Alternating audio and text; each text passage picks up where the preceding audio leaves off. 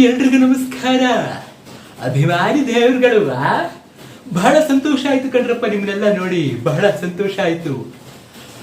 ಅದು RCB 3-3 match ಗೆದ್ಮೇಲಂತೂ ಏನೋ ಒಂಥರ ಮನಸ್ಸಿಗೆ ಸಂತೋಷ, ಏನೋ ಒಂಥರ ಉಲ್ಲಾಸ, ಕಷ್ಟಗಳೆಲ್ಲ ಕಳೆದು ಹೋದವು ಅನ್ನೋ ಭಾವನೆ.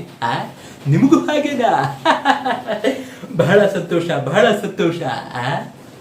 ಒಂದು ಹ್ಯಾಟ್ರಿಕ್ ಅಂತೂ ಮಾಡಾಯ್ತು, ಇನ್ನು ಒಂದೇ ಹ್ಯಾಟ್ರಿಕ್ ಬಾಕಿ ಇರೋದು.